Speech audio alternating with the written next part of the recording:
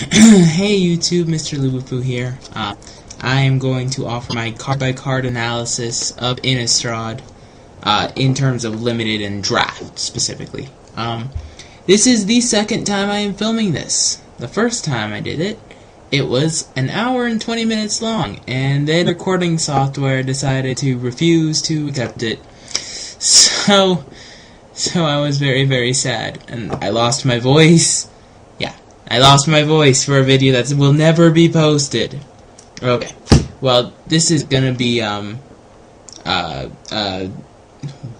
saying a lot.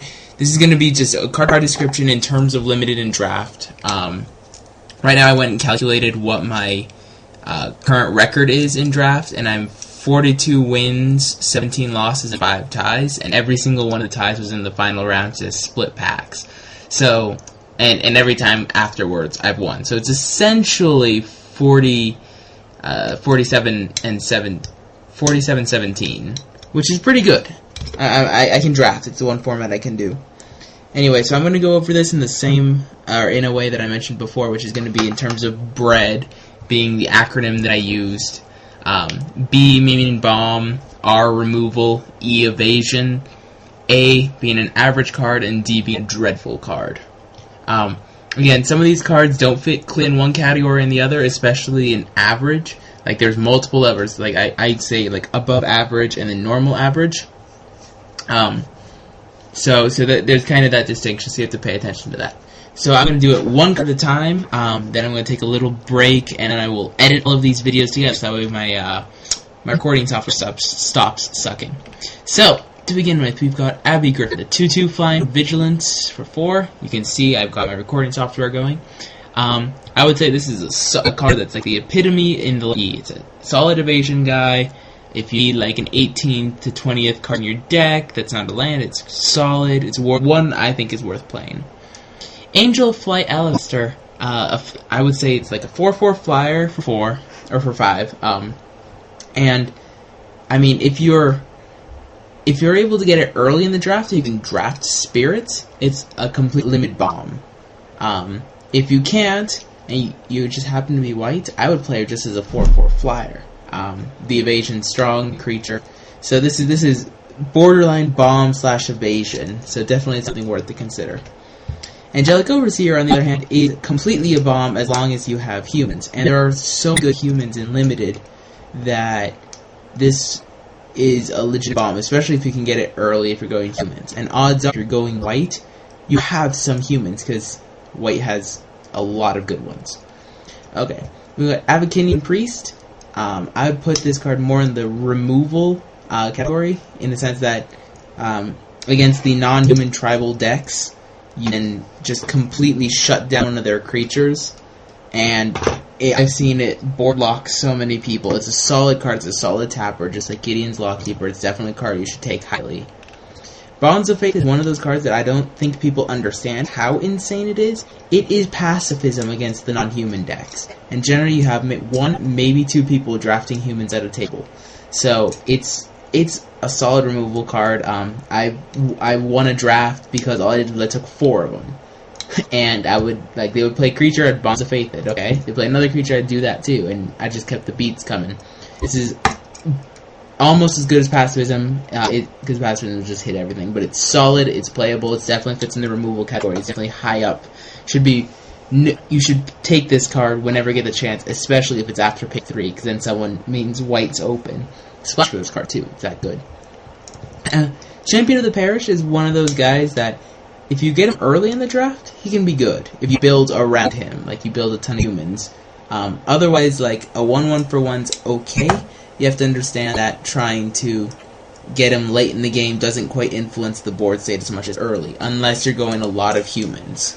So he kind of needs a good deck to be a bomb, but otherwise I would say he's an average guy in a somewhat human deck. I'd probably take him and play him in most white decks, because again, white is full of good humans. Chapel Guide is another card that belongs quite solidly in evasion. It's a 2/3 flyer for 3. I found that 3 toughness is kind of a big deal in the set. A lot of things die to 2 damage, So the 3 is kind of relevant, but other than that, I mean, if you're going evasion creatures, it's a solid one. It's worth scooping up. Not pick 1, 2, 3 good, but certainly, as the draft commences, certainly a card you want to take. Cloistered Youth Unholy Fiend is a card that I do not like very much at all. This is my personal opinion on this card. I've had people who absolutely love it because you get a 3/3 on turn 3. And that is pretty good. But, I mean, in play, what I've seen is they transformed it into an Unholy Fiend. I played essentially Pacifism on it, and then they lost 10 life and lost the game because of it. So that's a little rough. So I personally don't like this too much unless you're going like super beat down, but that doesn't work too well in Innistrad. Again, you can make it work, but it's not really good. Dearly Departed, most important thing to see about that is that little 5/5 at the bottom right, also the fact that it's and if you're going humans, it's also insane. Dearly Departed is a bomb, you take that, and it will win you at least a couple games. Anytime you can get it out there, it's a doozy of a card. It's very, very good. Divine Reckoning, your Wrath of God, Day of Judgment, whatever you want to call it, ish. I'm saying a lot. Ish it's okay. I mean, as long as since you get to see it coming, you get to play around it a little bit, so you can play one guy, and then you wait for them to overcommit, and then you can get a good 2 or 3 for 1 from it, and that's the solid power of this card. I would take it early. It's almost a bomb. I would say it actually is, just for the sake of this argument, and that's definitely a card worth scooping up. Doomed Traveler is a card that, if you're going humans, solid pick, take maybe 9th or 10th. Otherwise, don't worry too much. I mean, yeah, you can get a 1/1, and on turn 1, 1/1's okay, but on turn 7 or 8, not so much. So work with it from there. We have Elder Cathar, who is absolutely insane in the mono-human deck, and is okay and a solid dude in any other deck. I probably overrate. He's good. He's a very good guy. I've seen many games of him. Elite Inquisitor is a bomb simply because a good 2/3 of the sets is vampires, werewolves, or zombies, and this guy can single-handedly shut down a game because First Strike and Vigilance. Like, this card is a limited bomb. You take it, play it, and win. Feeling of Dread is one card that I'm not sure quite exactly where to put it. I kind of like absolutely loved having Frost Breath in M12, but this is no Frost Breath. And I mean, you get to tap 2 creatures at instant speed, which could be good. And if you're able to flash back, you can again to keep the beats down. So only if you're going in a very, very aggressive deck would I take Feeling of Dread. Otherwise, I'd ease up on it. Fiend Hunter is really good. It's an on a 1/3. Again, I've mentioned 3 toughness is the magic number to have things survive. So certainly a card worth if you're white, take it early. It's an O-ring on a stick. I'm already losing my voice again. And it's definitely something worth picking 3rd through 5th.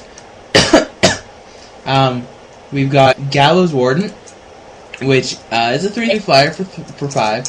This is, again, a good card if you're going just evasion. Even better if you have lots of spirits.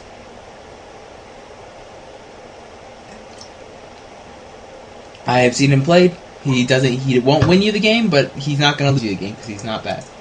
Guy's Honored Monk is a card that people do not understand how absolutely insane it is. At its absolute worst, it is a 3/3 vigilance. Then you played 5 toughness for 5. That's at its worst. If you have any other creature, it starts getting insane really quick. It's a card that you should take very, very highly. It's a bomb. People don't understand it's a bomb. Like, someone picked it up 4th pick in my draft, and guess what? He had an insane pool. I got lucky and I beat him, but he had an insane pool. Ghostly Possession is a card that I do not like very much. Yeah, enchanted creature has flying, prevents all combat damage to be dealt to and dealt by enchanted creature. But would you really want to spend 3 mana just to constantly fog a creature? It's often not good enough to fit in a deck. I would say this is pretty dreadful. Don't play it.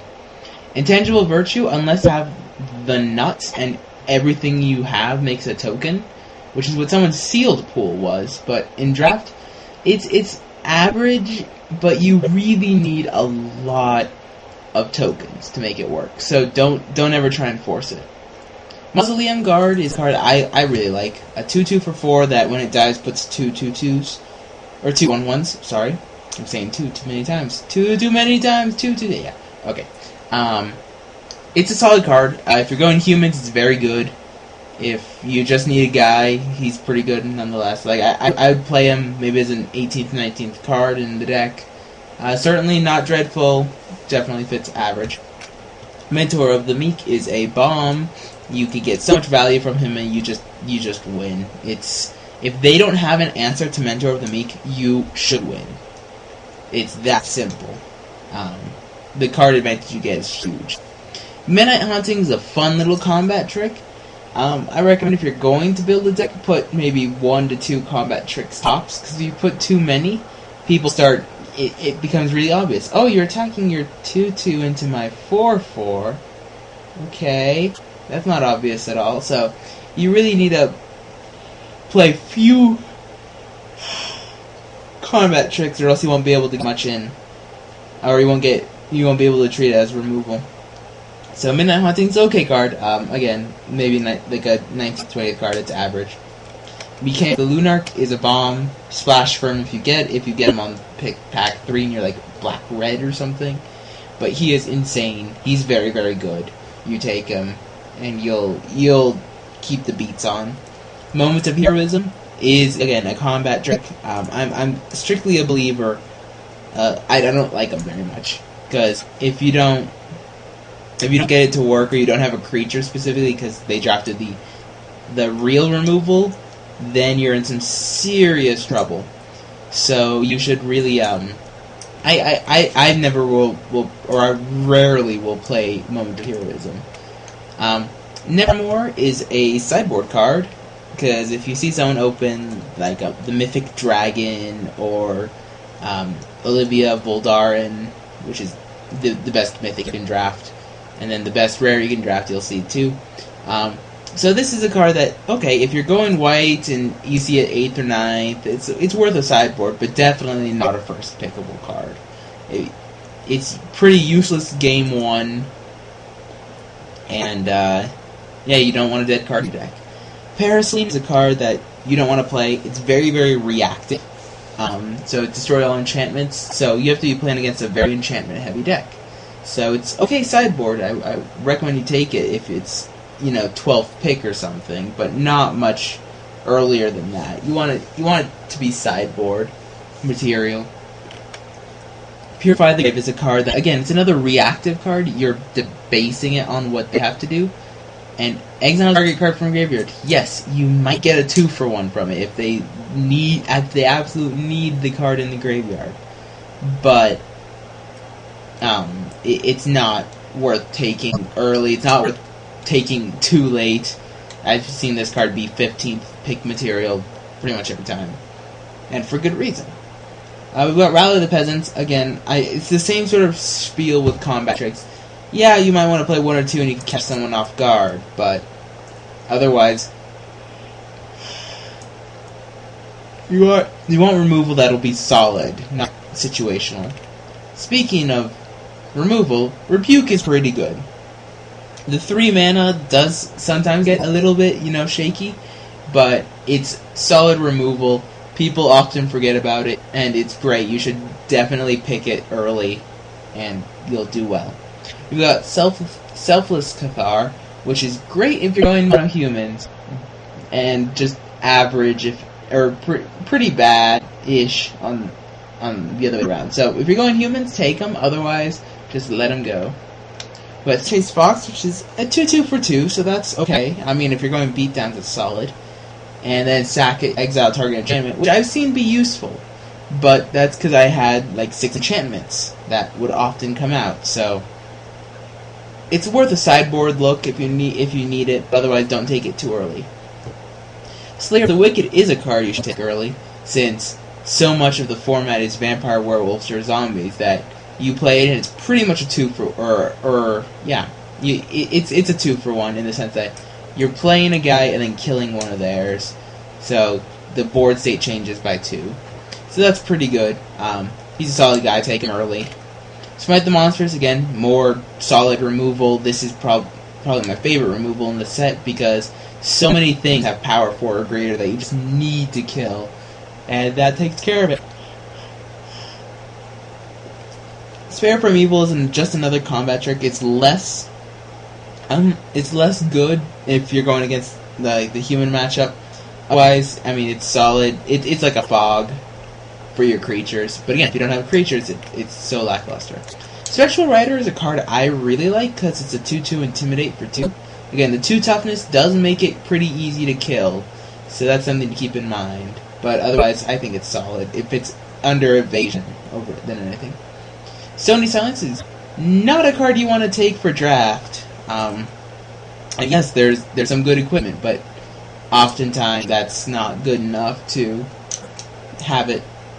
I mean, it's good. It's okay sideboard if they have a ton of equipment or the rare gargoyle that's indestructible. So they would just be stuck with a defender instead. But still, it's not spectacular. Not a card you should first pick. Thraben Purebloods is the Siege Mastodon of the set, but it is surprisingly insane. This card does win games, which is very, very surprising. The 3 toughness means it's resistant to Smite the Monstrous, or the 3 power means it's resistant to Smite the Monstrous, and the 5 toughness just makes it so difficult to deal with.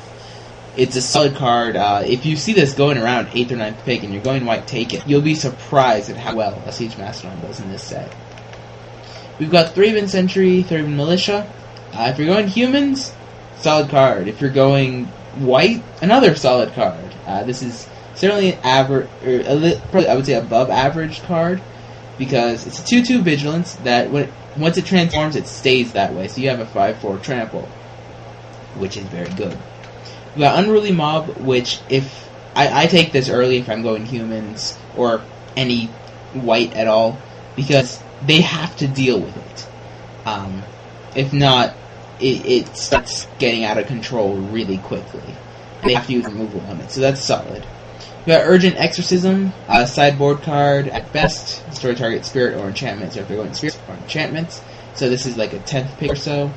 Village Bellringer, I probably overvalue, but I take him anytime I'm going white, because, yeah, he's the combat trick I choose to use over all the rest. You at least get a 1/4, which is tough to beat in this format. 1/4s are solid dudes that hold the ground, and if you play them at combat, you can get value by randomly blocking.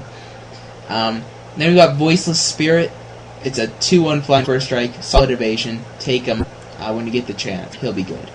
Okay, so that's going to be the white review. I'm going to now go ahead and drink some water because I'm losing my voice again, and we'll get to the other colors soon.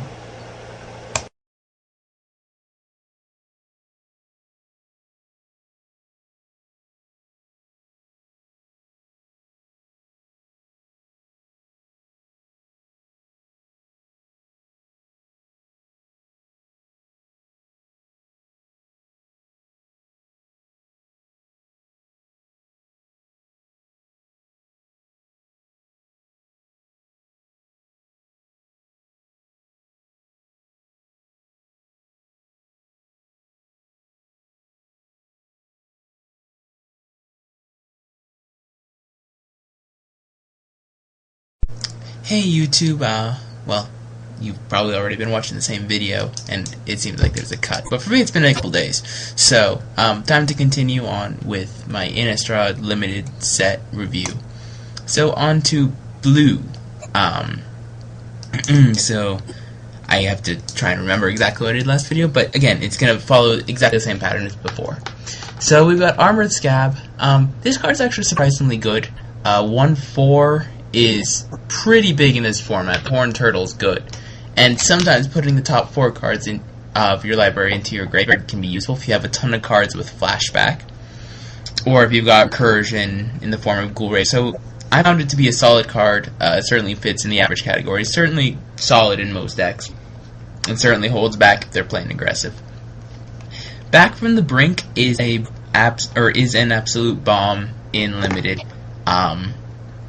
Being able to, like, every card that, or every creature you get, to get value back from it is just huge. It's easily one of the best bombs you can get in this color, and if you get it, take it. People pass this card surprisingly, people pass this card, and it should not be. You get all your creatures back a second time. That's huge in this format. In Constructed, not so much, but in Limited, yes. Battleground Geist is just like the 3/3 flyer in white. It's a solid evasion creature. It's better if you have spirits, but either way, it's solid. Certainly a card that is good in most decks. Cackling Counterpart is another Limited bomb. The fact it's an instant speed clone can do a lot, and it has flashback too, so you can do it again. So, I mean, if you open this card, you take it. It's worth thinking about. We've got Civilized Scholar / Homicidal Brute, but pretty much the only one you'd be using would be Civilized Scholar as a looter. Looters are always good in sets. Merfolk Looter, Skyle's School, etc. So, being able to shuffle or filter through your deck and get up all the useless cards and start hitting your good stuff is solid. And I've never attacked with Homicidal Brute because the 1 toughness is just a little shaky. So it's certainly something like that. Okay, we've got Claustrophobia, solid removal in Limited. I mean, it's not as good as, say, Bonds of Faith, but it's still a good card. It's good removal. I don't remember the exact enchantment from Zendikar block that was the same effect, but it's good. It's certainly a card that, if you're in blue, certainly take it. It's good removal. Curiosity, I mean, I've seen it be good if you stick it on a flyer or an evasion creature, and the card advantage is huge, but sometimes you're just asking yourself to be 2-for-1'd. If they have good removal, so you put this on and they kill it. So this one's kind of shaky. I mean, if you have a ton of evasion creatures, it's sometimes worth that risk, since if you land a hidden, you cycle, and if you're able to do it multiple times, it's just pure card advantage. We've got Curse of the Black Tome, which everyone wants to play. Everyone wants to play the mill deck. It's not that it doesn't influence the board state that much, and it takes a long time. And with the sheer amounts of flashback cards, you might actually help them in the long run, which I had that happen to me. They put some really good flashback cards into my graveyard. I just was able to cast them for some serious value. We've got Delver Seek's Insectile Aberration, which is not a good card, even if you have 8 to 9 sorceries / instants in your deck. It's only really good turn 1. I mean, yeah, it's a 3/2 flyer if you're able to flip it, but so many times have I seen people have this out and go 4, 5, 6 turns without it, and that is just rough. Another thing, since it's a flip card, if you take it too early, people will know you're in blue, so that's something to keep in mind. When you're drafting, flip cards are a signal. They're a tell. You have to play on that. Deranged Assistant, I have seen in a couple decks. It hasn't really done much, and adding 1 colorless for milling 1 is not good unless you're playing the, we want to get some cards in your graveyard, so you have a ton of scabs, for example. That sort of thing. But for the most part, I don't think he's worth it. He might be a good 23rd, 24th card if you really need it, but he's average, borderline dreadful. Dissipate, I have seen be good in a few controlling decks, simply because not only do you counter the spell for 1 more than counter a spell, but you also are able to exile it instead of just countering it. So much like Stoic Rebuttal was if you didn't have Metalcraft, except in this format, since there's so much more in the graveyard and recursion and getting things back, the exile means if you play this properly, you can do a lot of damage if you counter the right spell. I always get people mad when I mentioned that milling is not a very good strategy in draft. Yes, you can try it. Yes, you might win a few games with it. But as a whole, you generally don't want to draft it. Dream Twist is one of those cards that everyone tries to make work, and it doesn't. I mean, it mills 3 for 1, and for eventually 1 blue, you mill 6, which could be viable. I mean, if you have a whole deck full of them, yeah, you can do something, but you don't influence the board state that much, and you might help them. That's the thing. There's too many cards with flashback that might help them. So I don't recommend. If you're going to go pure mill, okay, sure, you'll pick this up really easily, but it's not a strategy you want to do unless you're intentionally going into drafts. I'm gonna see if I can make the mill deck work. We've got Forbidden Me, solid card in blue. You always want to do it pretty much at their end step. You leave them in for it, just so that way they wonder what you're doing. But being able to look at 4 cards, put it in your hand, rest in your graveyard, if you're able to put flashbacks in your graveyard, etc., is pretty good. Forbidden Alchemy is a solid card, definitely something you should consider playing. Fortress Crab is sort of main deckable. I mean, a 1/6 is just huge in this format. It's such a problem to deal with, and it'll hold back any real problematic decks that are playing aggressive and beat down. So I wouldn't blame you for putting this in the main deck. I've been able to do it myself, but it's borderline when it's main deckable / in the sideboard. But if you see it late going around, feel free to take it. It's a solid card. It's average. Frightful Delusion is not so hot in my opinion. Yeah, you can counter the spell if they play 1. So if you're able to cast it and they don't have that 1 mana, it's certainly a blowout in that sense, because you not only get the counter spell, but you also get them to discard a card, which could be viable at that point. But if they have the mana, you're essentially trading 1 for 1. You're trading essentially 3 mana, target player discards a card, which is not that good. I mean, yes, if they have 1 insane bomb in their hand, you can get them to discard it. That could be useful, but it's not consistent for a draft deck, which is something to keep in mind. We've got Grasp of Phantoms, essentially like a little bit more expensive unsummon, but still good. If you're playing the Tempo Beatdown deck, which, I mean, it's certainly a good one to play in blue, this is a solid card. I would play this in a deck, or in a draft deck. Not too many, though, because it is kind of expensive, but you're able to do a lot of damage with this card if you're able to get the tempo, and that could certainly be useful. So I would say it certainly fits in the average category. Hysterical Blindness, not so much. Creatures your opponents control get -4, -0, but it doesn't exactly kill anything unless you pull off successful blocks. And let's say you don't have creatures, then it's just like a fog for 3 mana, and that's just delaying the inevitable. It's not impacting the board state as much as it should. So don't take Hysterical Blindness. It's not a good card to have in a draft deck. We've got Invisible Stalker, which is one of those cards that can be either really, really good or just okay. If you're drafting humans, or if you have a ton of equipment, specifically like Butcher's Cleaver is insane with Invisible Stalker, because then you have a 4-link hexproof unblockable, and in this format that is just very, very hard to beat. So if you've got the equipment or you've got the human bonus, that's certainly a card worth taking. Otherwise, I mean, you're getting a 1/1 that'll ping for 1, or hit them for 1 every turn, which is okay. It's not a 20-turn clock's not so good. That's why you really need the equipment to make him just an absolute being in limited. We've got Laboratory Maniac. No matter how cute you try and be, he is not going to be good. I mean, you're going to play him as a 2/2 for 3, unless you have a way to instantly mill your whole deck, and they don't have spot removal for it. And there isn't too much spot removal in this format, or just killing a 2/2, so that is at least good. But you don't want to try and build a deck around him, because if something goes wrong, then you're in serious trouble. Lantern Spirit's a great card for an evasion creature. It's a 2/1 flyer that can protect itself, in the sense that if you always leave blue up, you can bounce it back in response to anything. So certainly, I think Lantern Spirit's a solid card. It should be in most blue decks if you can pick one up. and a solid evasion creature.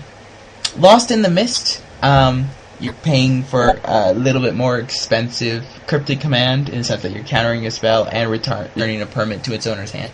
And I mean, if you're playing super hard control, this could be good. I've seen it be useful, but I've also seen way too often where they leave 5 mana up and they just get overwhelmed with a whole bunch of little guys, and the tempo of returning a permanent to its hand is just not good enough. So this is kind of shaky. You really don't want to play more than one in a deck. I mean, if you play multiples, then they start expecting it, and so be it. So we've got now a face card that's certainly worth taking, Ludwig's Test Subject versus Ludwig's Abomination. This card is really good, especially if you can get it up to the 5 counters. Oftentimes, it's a threat that they know they have to deal with, so that if, at worst, they'll have to pull up their removal on it, and, well, it's pretty much a bomb. I mean, they have to deal with it, because if they don't, they lose. And that's kind of what a bomb is, in my opinion.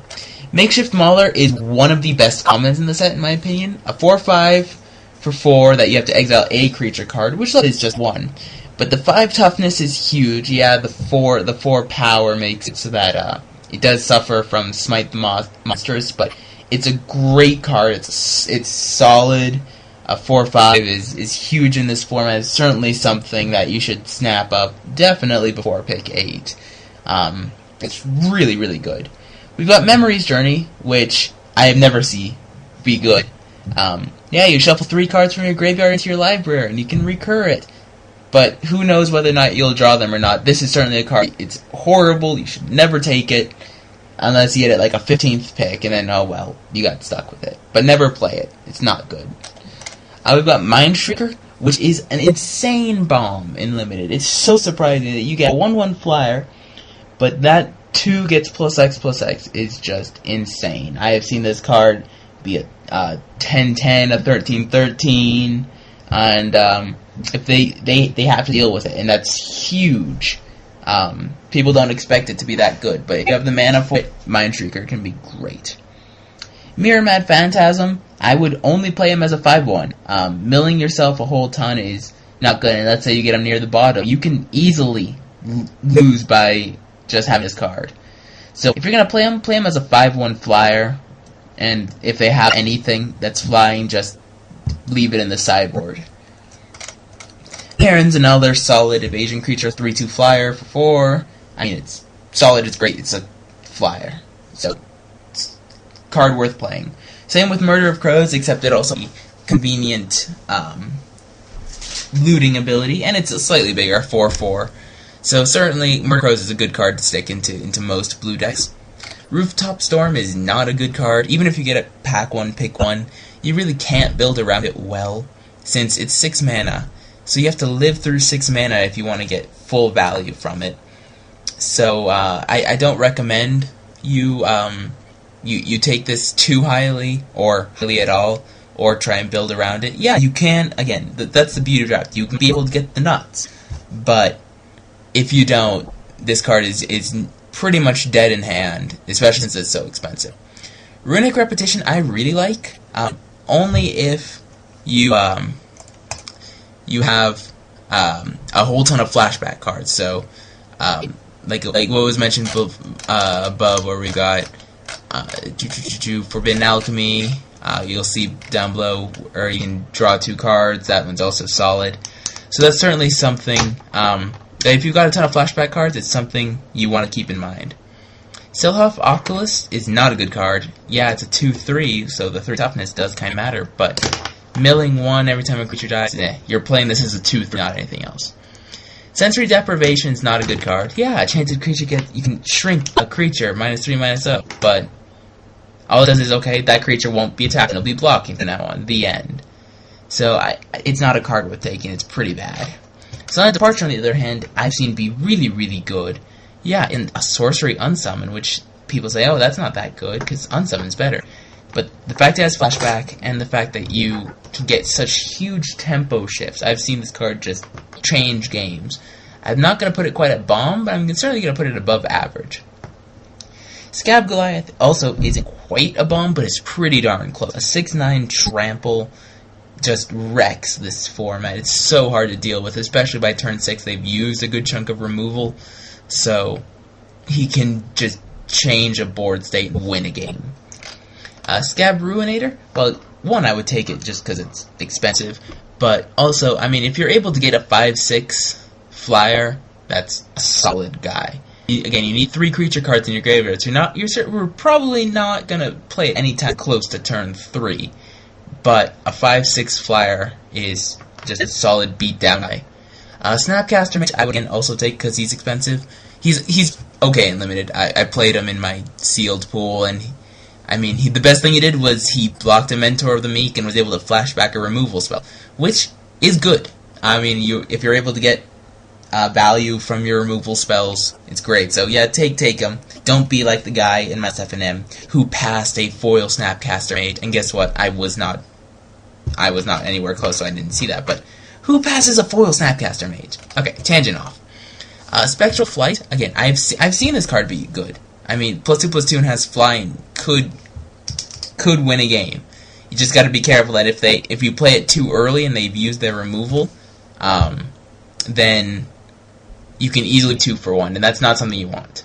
I would say only something to consider, but not easily main deckable right away. Stitch Drake, on the other hand, is something you should main deck away. A 3/4 flyer for 3 is just so good. It's immune to smite the monsters. The 4 toughness is big. It's a great creature card. Certainly a card you should take highly. Stitcher's Apprentice, I have seen be average pretty much the whole time. Yeah, you can get 2/2s and then sack creatures. You can't make a 2/2 block then sack. You just make a creature from it. So yeah, you can transform some tokens left over, but it's often not that good. I mean, it's okay. If you need a 22nd, 23rd card, it's worth playing. Sturmgeist, I don't know too much about. I haven't seen it played. I haven't seen anything with it. It seems like a solid evasion guy. He's probably not going to be more than a 2/2 or a 3/3 by the time you get him out. But the fact is, if you can deal combat damage with him, you get value. To me, he seems like a solid evasion, borderline calm.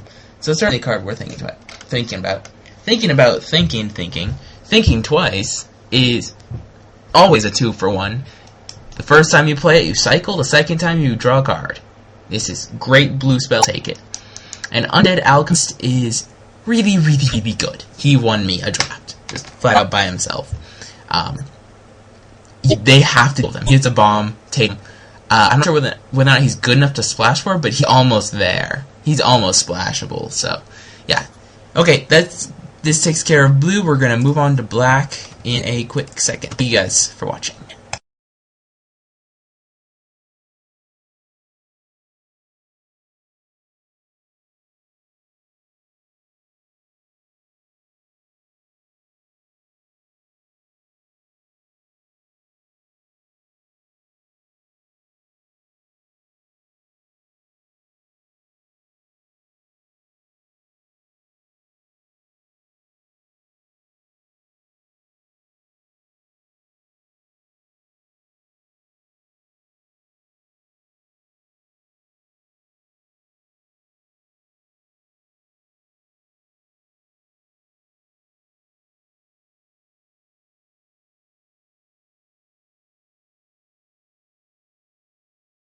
Okay, had to clean up my computer a little bit. All of this filming on YouTube is actually filling up my hard drive.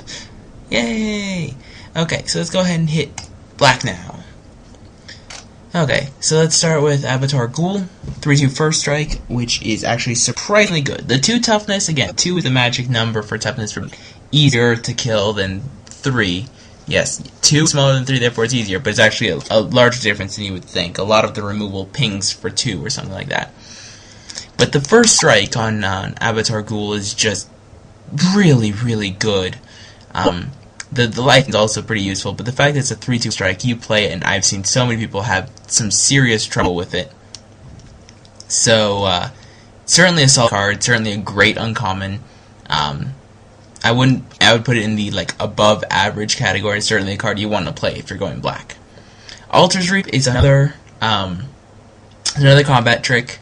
yes, as I said, you want to play maybe 1 or 2 combat tricks, which is okay. This is one of them that I use, or that I used to some success, because they did a combat trick, so I did this in response. But it's again, it's card draw. Yeah, you have to sack a creature for it, but I mean, it's another combat trick. You don't want to take it too high, but you don't want to take it, you know, it won't make it to 13th, 14th pick. Army of the Damned, I mean, it's a bomb if you're going black. If you hit 8, again, this is the magic thing. If you hit the mana for it, you really should win. You don't need to flashback this to win. The thing is, you know, you have to get to that 8 mana, and 8 mana is a lot. Oftentimes you'll probably take 7, you have to go into those longer games. I mean, I would play it, I don't have much personal experience with it, so I'm not sure how good it is in Limited. I would play it to try it out and see what it does. I mean, it's a bomb, that's simple. Bitter Heart Witch is really not a good card, unless you get the 1 curse which gives, makes all creatures target player controls get -1/-1. Otherwise, 5 mana for a 1/2 death touch that doesn't get us very good curse is not worth playing. So again, if you have that curse, play this card. If you don't, ignore it. Bloodgift Demon is a bomb. It's a 5/4 flyer. It's a Phyrexian Arena on a stick. It's just a solid card. You take this, you play black for it. Enough said. Bloodline Keeper / Lord of Lineage is the best of the best rare in Limited, in my opinion. Since the important thing is you don't want to attack with this guy because of the attacking removal, unless they're tapped out, of course. You essentially every turn you want to make 2/2 black vampires, and you really should not need to transform them in order to win the game, because you just start overwhelming them with 2/2s and 2/2 flyers, especially, and it's so hard to combat this card. They have to kill it right away. Essentially, I think there's only 2-3 removal spells that common that kill it. So it has 3 toughness, which is really good, and 3 power, which means it's immune to the monsters. So, solid card. You take this. Yeah, everyone will know you're playing black, but you're playing black for good reason. Brain Weevil, I always call it as an average, but yeah, it's got Intimidate, so it might be some evasion, but it's a 1/1, so you're not going to get someone by attacking this. And it's sort of like a Mind Rot in the sense, and it enables Morbid, so I mean, if you have a lot of Morbid enables, it's an average card, it's worth playing. If you're just going to play it by itself, it's not too good. Bump in the Night, people always say, oh, you get to deal 6 damage over the course of turns. It's often not that good unless you're drafting a super aggressive deck, and it's kind of hard to draft that. I mean, it's doable. Again, that's kind of what I'm emphasizing, is anything's doable, it's just a matter of how consistent you can get it to be. I wouldn't play Bump in the Night unless you always find yourself losing by just a little bit, but it's often not that good. Pinging someone for 3 is not good. If you're able to get to the flashback, then yeah, it's a solid. Corpse Lunge is a pretty good removal card in my opinion. It's one that people often forget about. Yes, you have to have a creature card in your graveyard, but often you can get some good value from Corpse Lunge. So I wouldn't rate it as high as some other removal spells, but I do put it kind of up there. Curse of Deathhold is the best curse in the set. Enchanted player gets -1/-1. If you play that on don't play it on yourself, by the way. Enchant your opponent, and you'll have some serious value. All their creatures gain -1/-1, can just absolutely wreck some decks, and just greatly damages all the rest. So, Curse of Deathhold's solid card. I would say it's bomby in nature. Curse of Oblivion, on the other hand, is really bad. Yeah, you get to exile 2 cards from their graveyard for 4 mana every turn. Oh no, that's not good at all. Don't ever take that card. Deadweight is the solid black removal at common. This I would take top 3 every time. It's good card, no, great card. High removal, take it always. Diregraph Ghoul, I have not been impressed by it. Yes, you're able to 2/2. They can attack on turn 2 if you play it turn 1. But only if you're really playing like a strong zombie tribal draft deck have I found it be at least useful. And even still, it's not that good. I'd say it's average at best. Disciple of Gristlebrand is such a surprise for me because I have seen him be played in 2 games, and both games he just took over and won the game. Morbid Enabler, you gain the life. He's fantastic with Unburial Rights. And I'm probably overvaluing this card because he's won me way too many games, but I see this really high. You really should snap him up in the top 5 pick. You don't want to take him above Removal, of course, but he's a great person, or a great creature. Endless Ranks of the Dead is not a good card in Limited. Even for drafting all zombies, it's not that good. If you have every single creature card in your deck BB, okay. It might be worth a slot, just to see how it'll do, because sometimes if they can't deal with it, then you start overwhelming them. But for the most part, it's not that good. Falconwrath Noble is a 2/2 flyer for 4. He's a little shaky on the power toughness, but the fact is, anytime creatures die, you make them lose a life and you gain a life, and that's quite powerful in this set. Since there's so few combat tricks, it often comes down to creatures trying to kill each other, so the life swing starts building up pretty quick. And I've seen this guy be solid. He's a good average creature. I would put him in evasion and average, sort of. Ghoulcaller's chance is not that good, even if you're drafting all zombies. It's okay for drafting all zombies. It's just some of the best zombies are scabs, so it entails exiling cards from your graveyard. So that makes it a little shaky. But, if you've got more black ones, it's a solid card. Otherwise, just to return a creature from your graveyard to your hand is often not good enough. Ghoul Raiser, it's no Gravedigger. And because Gravedigger, you'd at least get to pick a card. Here, it's 1 mana less, but you have to pay an extra black for it, so it's kind of shaky. And it returns it at random. Yes, if you have 1 zombie card in your graveyard, great, solid.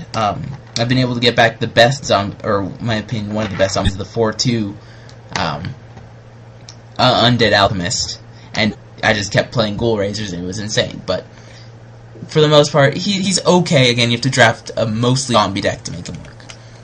Gruesome Deformity is bad. Yes, Enchanted Creature has Intimidate, but it's not good for what it's worth. So don't ever take this card highly. It's 14th, 15th pick always.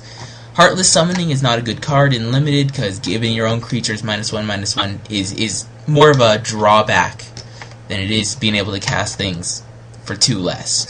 So I would avoid Heartless Summoning. I've seen it go around to like 8th pick, and no one wants it because it's not that good. Lilian of the Veil, despite, I get so much crap for saying she's, in my opinion, underline, bold that, in my opinion, I don't, unless you build a huge deck around her, which I don't think it's viable right now. It might be after Dark Ascension, but we'll see. She's certainly a card you play in Limited. Snap pick, should have no hesitation. All Planeswalkers are always insane, so yeah, take her. Also, she's expensive. That's something to keep in mind. We got Manor Skeleton. Yeah, it's a 1/1 haste with Regenerate. I need a 23rd card. It's a solid one. You got a good blocker that can always regenerate, so that's good. It's no reassembling skeleton, but it's okay. Mark of Patrician I like more than I should. Yeah, it's just a 3/1 lifelink, but if you're able to get it to attack someone directly, the life swing is just absolutely huge. I've seen it makes it so hard to come back from if you're able to get a hit in. Otherwise, yeah, you're essentially paying 3 mana to trade with something and gain 3 life, which is okay at best. I would say it's a good average card. Maw of the Mire is not that good. Yeah, you get to destroy a land and gain 4 life for 5 mana, but by that point they should really have most of the land they need. So very rarely does it prove itself to be game-changing at any rate. Moan of the Unhallowed I can't say much of. I've never seen it played, so I really don't think it's that good. Yeah, you get to put 4 power into play for 4 mana, so that seems okay, and you can flash it back very late in the game, so that also seems okay. If you're zombies, it's great, or it's good. Otherwise, I don't know whether or not it's worth it. Moorkirk Banshee is really, really good. It has won me so many games, because if you can get the Morbid thing, you get a 2-for-1, and it's just great. And you just attack first, and then you play it. So you don't even need to use an extra spell to kill something. So Murkrow Banshee is definitely a high pick. I count it more as removal than anything. Kind of sucks it doesn't have flying, but so be it. Night Terrors, I mean, if I say this is a more sideboard card, if you play them they have one insane card, and being able to exile it right away might win you the game. Don't main deck this card, because trying to take a shot in the dark is a little shaky. Reaper of the Abyss is just a bomb. It's a 6/6 flyer for 6. I really shouldn't need to say much else. It's a bomb. You take it. The end. I'm not a fan of running Fen Snakes. It's a 5/1, so you can easily chump it, and it doesn't have trample. So, I'm not a fan of it. So I don't think it's that good. Screeching Bat, Stalking Vampire, I've never seen be good, especially since you're taking people. It signals to people you're being black. I mean, yeah, you get a 2/2 flyer for 3. That's okay, and sometimes you get a 5/5 on the ground. But oftentimes it's not worth the deck slot that I have found. Sever the Bloodline is a solid rare. It's removal. You take it. You get to exile a creature. That's always good, and it has flashback, so certainly a card worth taking. Skeletal Grimace, I have mixed feelings on. I've seen it be really, really good, and I've seen it be really bad.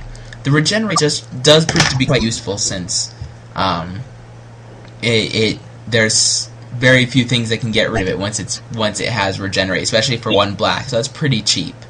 So Skeletal Grimace, I think it's worth a deck slot, but not a high pick in the draft. Scares Like High Priest, I know it's good. I have drafted it twice, and both times I've never been able to make the 5/5 demon because I already had the board presence. But I know it's good. I know it's bomb. They have to deal with it. Take it early. Flash for it if you need to. It's that good. Stormkirk Patrol. I always say Stormkirk. Stormkirk Patrol is a solid dude. So it's a 4/3 for 5 that you can get a +1/+1 counter on it, which is okay. I mean, it's not insane, but it could be a solid card. So if you need a later slot and your slot's pretty empty, it's worth taking. Tribute to Hunger is a removal spell. It's not as good as some of the other ones, but it's a good removal spell. If you get it early in the game, it can deal a lot. If they're overwhelming the board, it's not so good, but I mean, it's still a good creature. Typhoid Rats, I don't know why I like this card so much. I've never main decked it, but a 1/1 death touch just seems adorable to me. This is the card I would play like 23rd or something in a deck, even if you're not playing aggressively, just to trade with something bigger.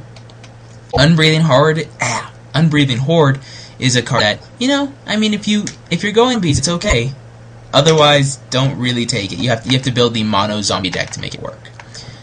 Unburial Rites is the best uncommon in the set for a limited period. You take this card if you're black or white, and you splash for the other one. So, I did a mono black deck, and then splashed white for this card. It is that good. You want to take Unburial Rites high. This should be easily a pick one if there's not a bomb in the set, because Unburial Rites is in fact a bomb. You take this card, and you will win with it. Vampire Interloper, if you're going aggressive, solid. It's 2/1 evasion guy. So that's something to keep in mind. It's another evasion. Victim of the Night, solid removal.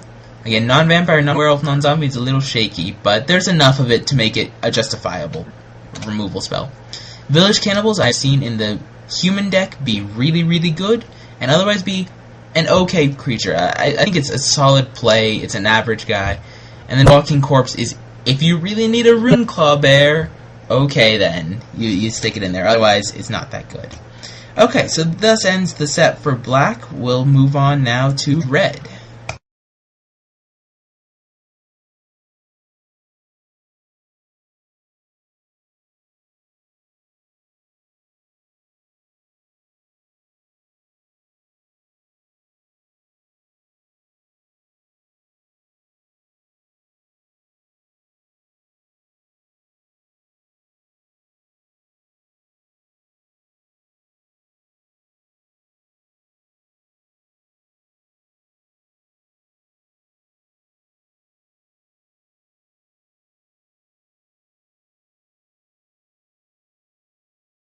Okay, now that I'm nice and planted and got some work out of the way, I think I'm just gonna see if I can crank the rest of these out.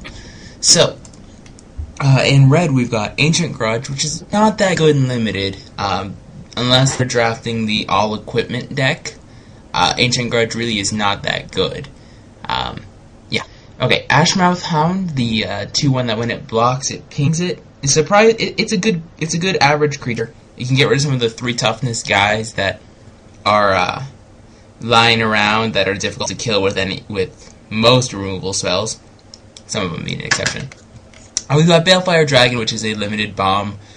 Don't pass it ever. Don't be like the person in one of my pools who went and passed this dragon. Guess what? They went on to lose. The guy with the Balefire Dragon went on to do very, very well because it's that good. Blasphemous Act I have not seen be good. It seems great on paper, but it just seems just a little bit too expensive. Yes, it costs 1 less to cast for each creature on the battlefield, so if you can get someone to overcommit on it, it's really, really good. So I would say it's borderline. Like if you have it late and you can pick it up, it's worth trying to pick up. I think it's worth splashing for. Maybe, maybe not. A little shaky on that. And we have Blood Crazed Neonate, which is not that good. It really does require a strong board state on your side already. So you have to have this thing. Since like I've had it played where it's like, oh, you play that, it attacks into my 3/5. It dies. It's not that good for any sort of limited deck. Brimstone Volley, on the other hand, is solid removal. This should be a high pick. I splashed for it. I splashed for 2 of them specifically, and it's a great card.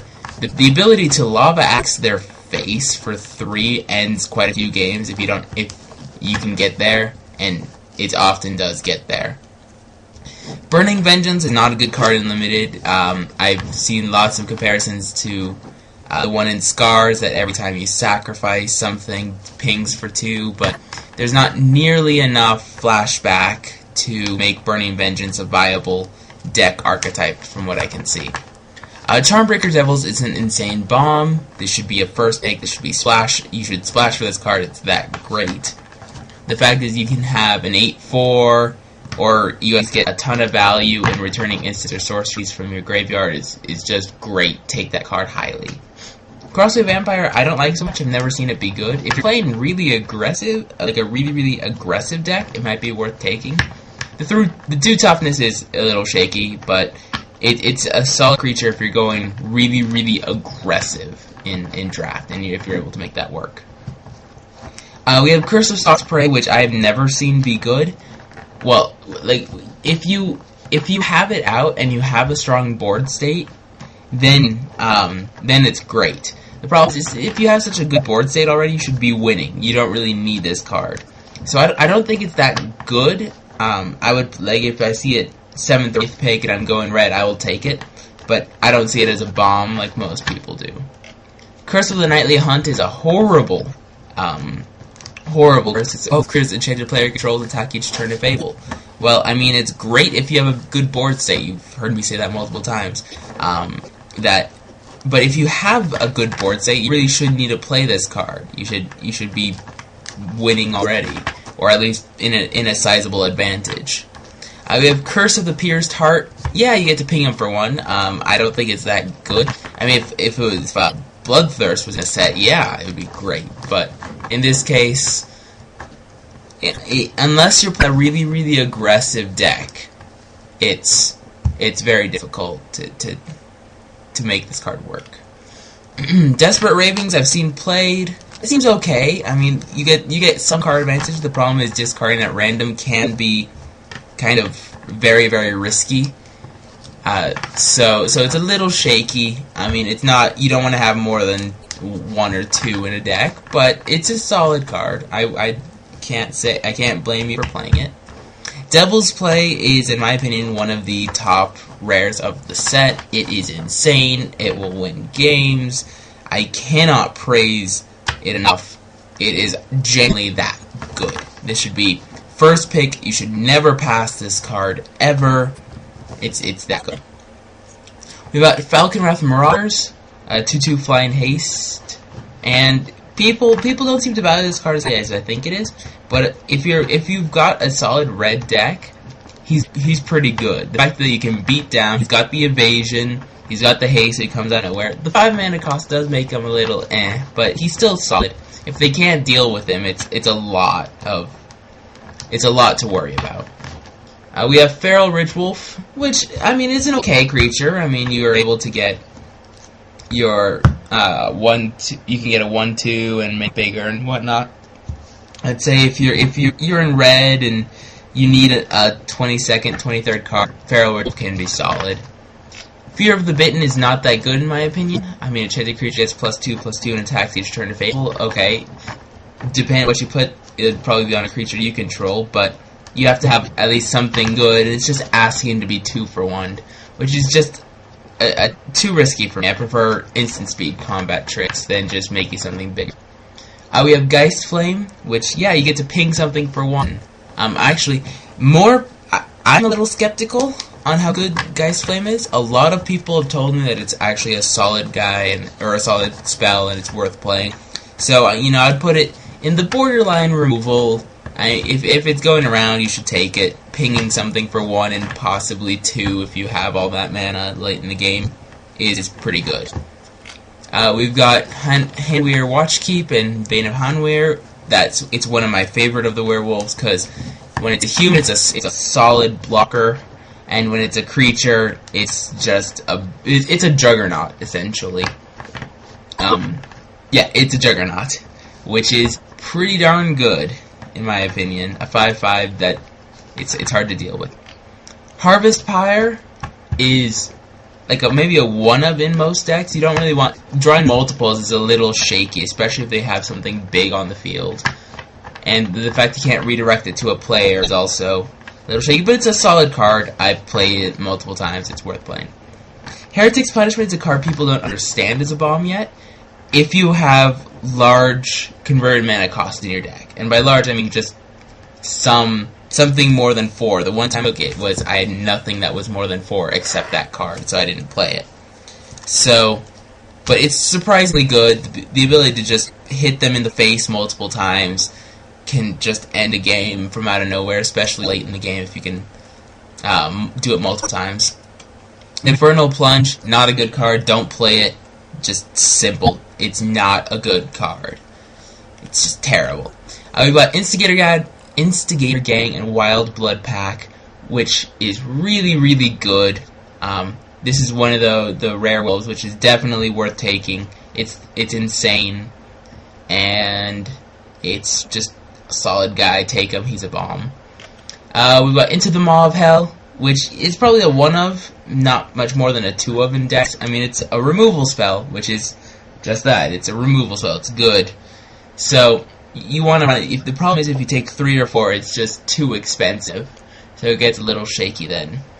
We've got Kessig Wolf, which I'd say is an average card. I mean, it's a 3-1 that can get first strike, which is great. You just have to leave the mana up, or else people will trade for it pretty quick.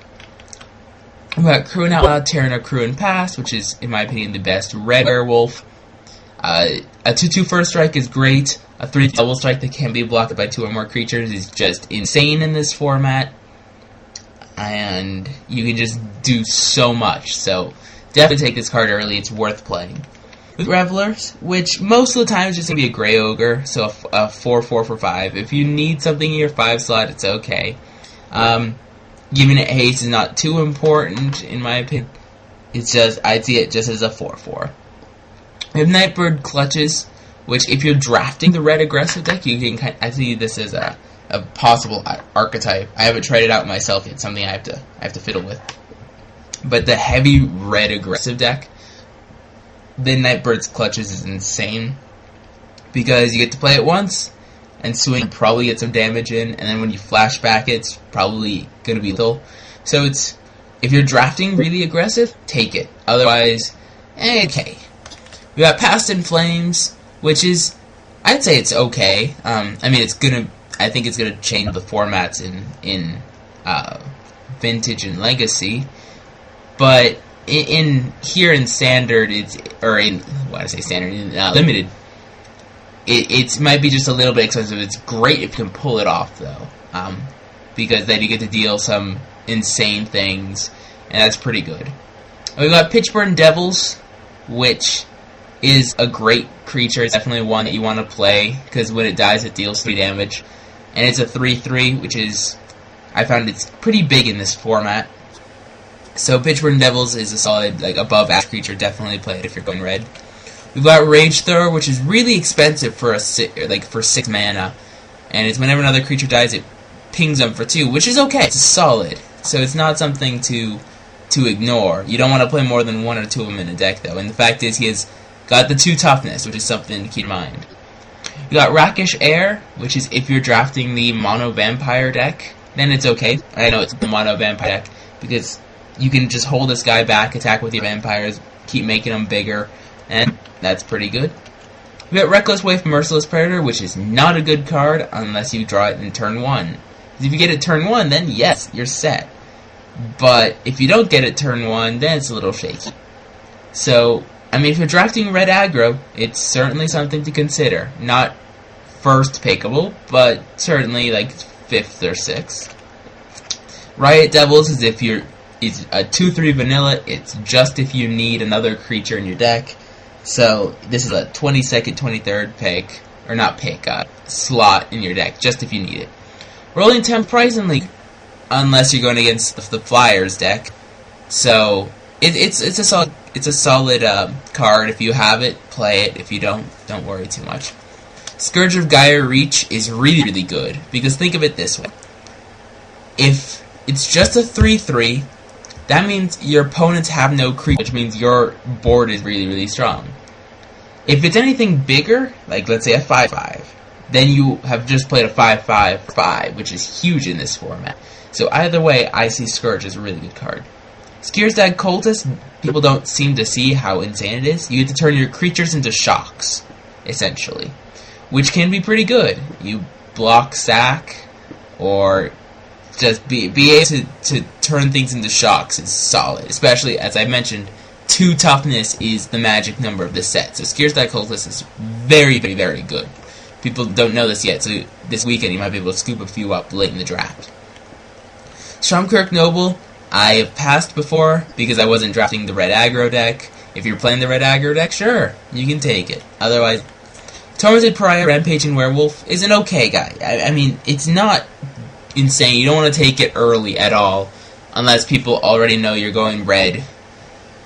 6/4 is okay. It does die to dead weight. It gets transformed back, so that's something to keep in mind. We've got Traitorous Blood, which, I mean, it's not an instant speed, which means it's less good than active aggression. And it gains trample, so if they're playing some sort of giant green creature deck, and you're going red, it's worth sideboard in, because you might be able to get some alpha strike in. Vampiric Fury, only if you're going mono vampires, is good, otherwise don't even bother with it. And then we've got Village Ironsmith and Iron Fang, which at first I thought it was pretty good because of the first strike, but it's not. When he's a human, he's just pretty bad. There's too many 2 toughness things, so you have to have him as a 3/1, and then he's okay. Just dies to a ton of pingers. Okay, so that's going to be it for red. Now we're going to move on to green.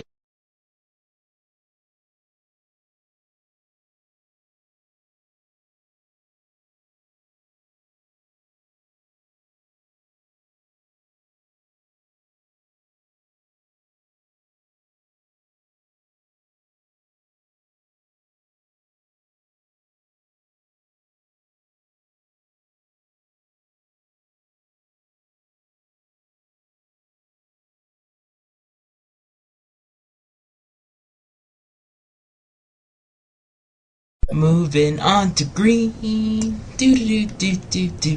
Okay, Ambush Member.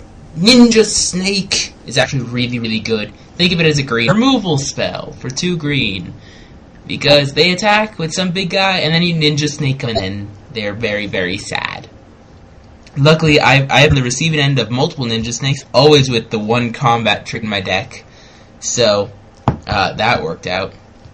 We got Avacin's Pilgrim, which is pretty good, actually. Getting the ramp in this format early is fine. Late in the game, of course, it's just a 1/1, so that's something to keep in mind. Boneyard Worm, I would say, is if you can draft a good deck. I've seen someone who had 4 of these in their deck, and it just got so insane. It just blew out of control.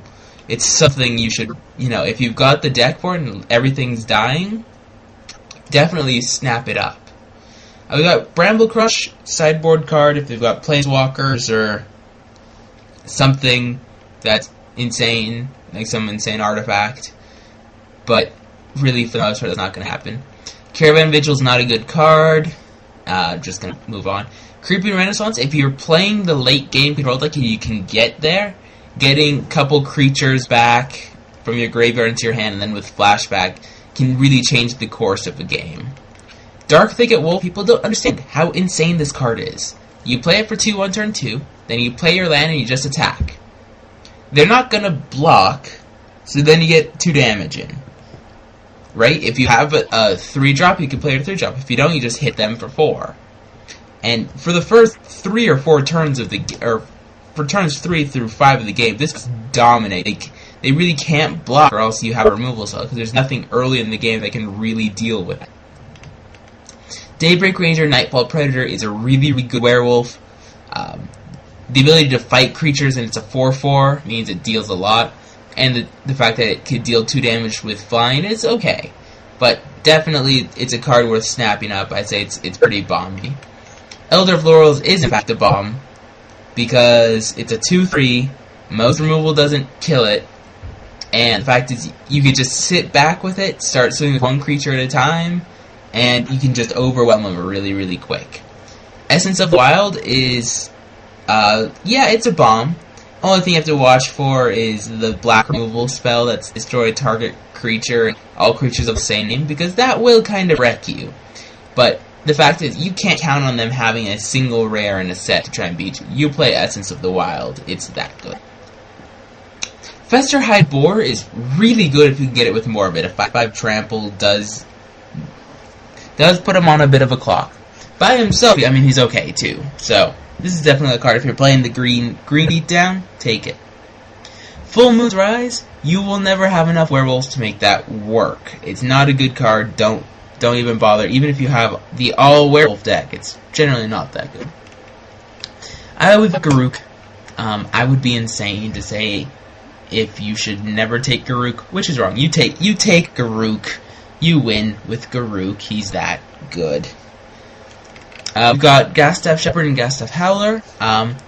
This is one of the werewolves I think is really good. The fact you get a 3/3 Intimidate is solid. I do like this werewolf quite a bit, and he goes around kind of late.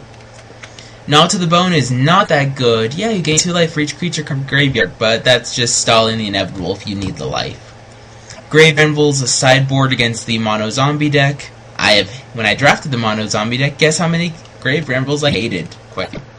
We've got Grizzled Outcast, Crawling Horde Wontons. I mean, it might be a 1-up in the deck, simply because it's just so big. A 7/7 or a 4/4 either way just can really get the beat on. Gutter Grind is a bomb. They have to deal with it, because if not, you can just start stalling, and as the game starts dragging out, you really start to get a great advantage with Gutter Grind. Even if you draw like a 1/1 late in the game, you can quickly turn into a 4/4 or a 5/5 once it dies. We've got Hamlet Captain, which if you're going humans, he's insane. He's really good. But otherwise, don't bother picking him up. Hollow Scavenger, I would play him just as a 4/5 for 5 in this format, but if you can gain the 5 life, he's that better. I say he's pretty above average. We've got Kessage Cagebreakers, which is a bomb. People don't understand how insane it is, but it is. No, people understand it. You should take this card. It's that good. Cindercatch, the triple green kind of is a little shaky for this 6/6 as opposed to the other avatar, or the Essence of the Wild, which I mentioned earlier, right? I went past it. So just for a 6/6, it's a little shaky. Lumbernaut's quite good. The fact that it has hexproof just means you get to sit back with it a little bit. You just wait for some creatures to die, and then you have some big thing that they can't deal with. So Lumbernaut's solid. Make-A-Wish is not that good because it's 2 cards at random. Like, if you get it with only 2 cards in your graveyard, okay, but the randomness is just a little too shaky for me. Mayor of Avabruck Howlpack Alpha is a bomb. If you get it turn 2 and don't have a 2-drop, they pretty much have lost the game. It's that insane.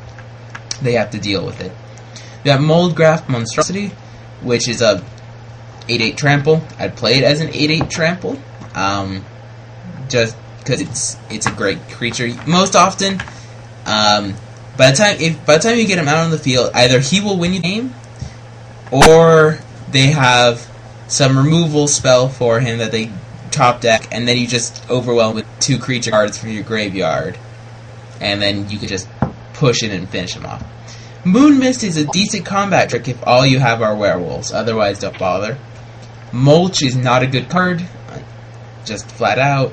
You generally want more spells than lands unless you're severely mana screwed.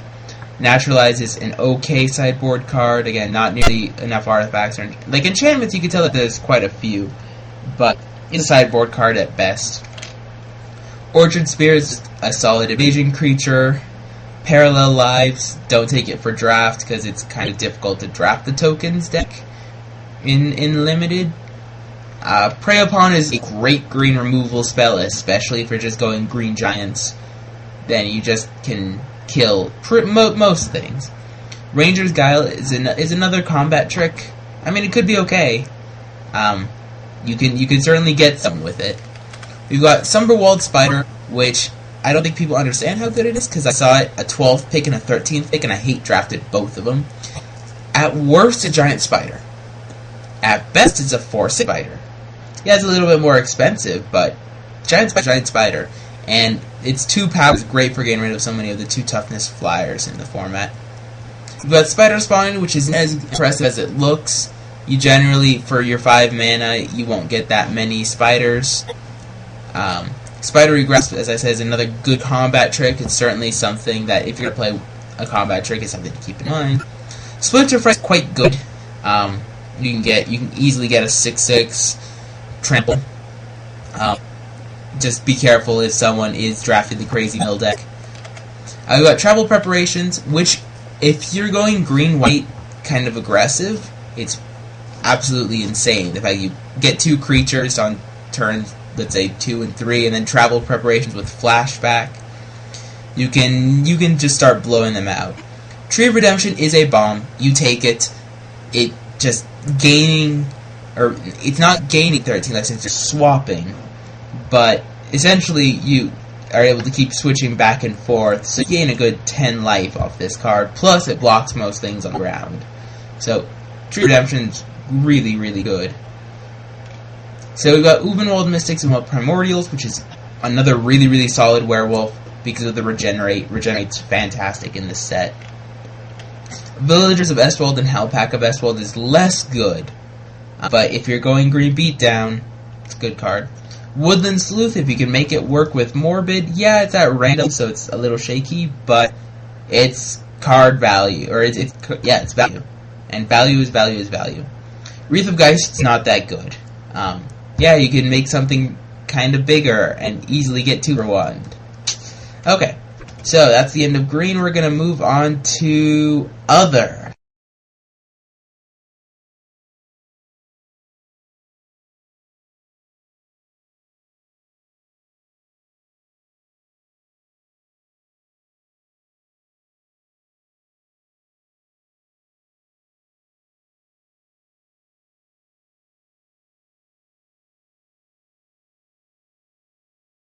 Okay, time to finish this up. Time for the other cards. You will notice a certain distinction of these. Most of the multicolored cards are good, and by most I mean pretty much all of them. And by most, all of them are good in limited. We've got Evil Twin. Clone is great in limited, and the fact that you can destroy the creature with the same name is great. If they have an insane legendary creature, you can kill it instantly. It's a 4-mana remove as well. It's a solid card.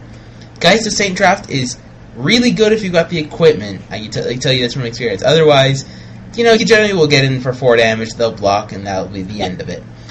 Him with the Pitchfork is broken in the set, so if you pick him up early, be sure to get equipment for him. Grimgrin Corpseborn is another really, really good creature in limited, because he just beats him in the face. Lydia Voldaren is the best is the best card you can open in Limited or in Draft for a deck. Quite so. If they do not have an answer, she will win you the game. Just that simple. It's not any problem at all. She will win the game. We got Blazing Torch, which is you should play in most decks. As I said, 2 damage is magic, and Blazing Torch is a removal spell. That simple. So definitely worth picking up. Butcher's Cleaver, if you're going humans, it's insane. You're playing Lockzone Warhammer if you got a human, which will do so much. It could win you the game if you're going it. So take it up if you're going humans. Otherwise, okay. Celador is just too finicky for me. I've seen it where you can make a whole ton of zombies, and I've seen it go like 10 turns without making anything. So I wouldn't recommend picking it up. Cobbled Wings I like. I like the ability to give evasion. It's shaky, but if you're going beatdowns, being able to give some giant creature flying is great. Creepy Doll is really fun if you have it on your side of the field, because it could just slow the game down so much.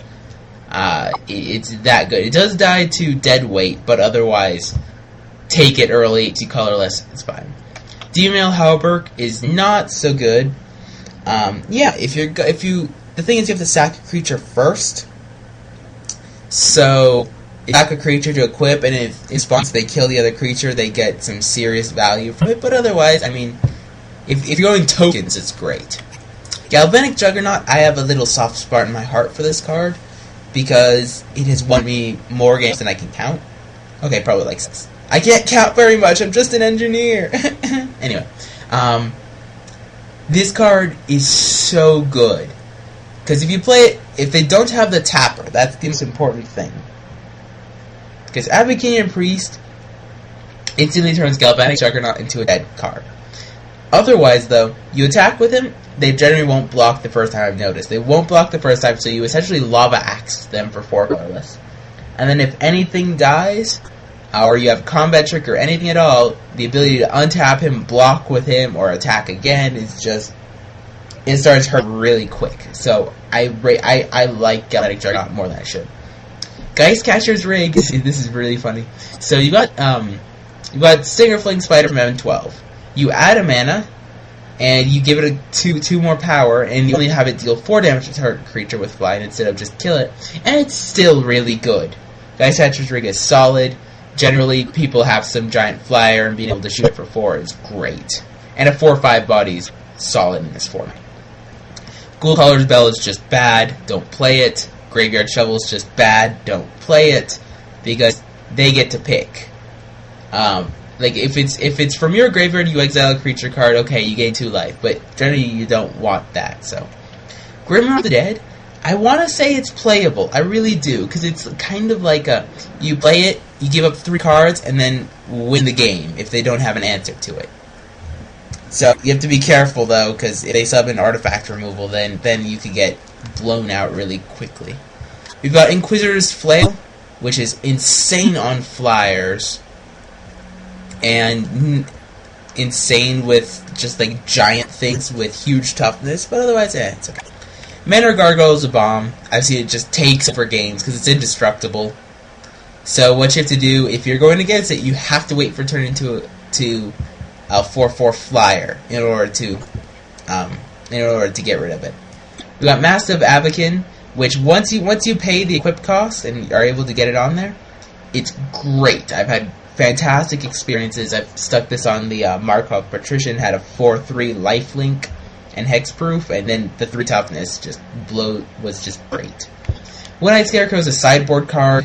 If they have all flyers, a good card. Otherwise, Ruchandra's Pike is great, because generally you might have 1 or 2 instant or sorcerer, so +2/+0 first strike for 2 is fine. I love Sharpened Pitchfork, because your first strike is huge in this format, and if it's a human, it's just that much better. Silver in the Dagger should not go around like 10th. It's essentially Bone Splitter. Well, yeah, that's what I want to say it is. And that's pretty good, and if it's on a human, it's only that much better. So definitely snap this up. Traveler's Amulet's only if you're splashing for something would I play it, otherwise not so much. Trepidation Blade, people are kind of equally split on this card. It's either really good or okay.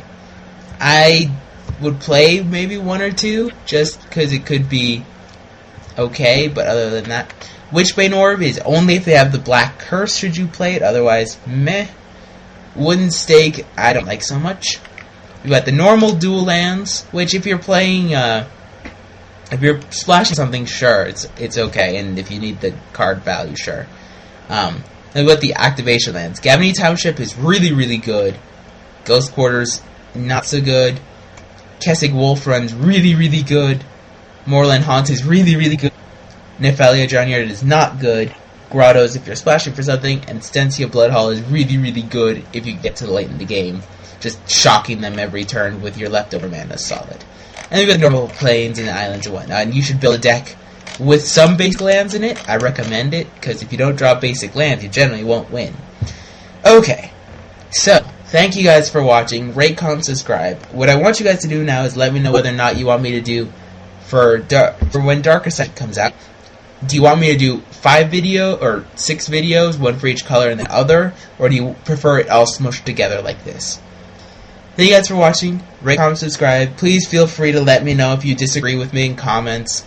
I don't mind at all. I generally enjoy listening to other people's opinions and criticisms and whatnot, so I can, see what other people think. Thank you guys for watching. Rate, comment, subscribe, and yeah.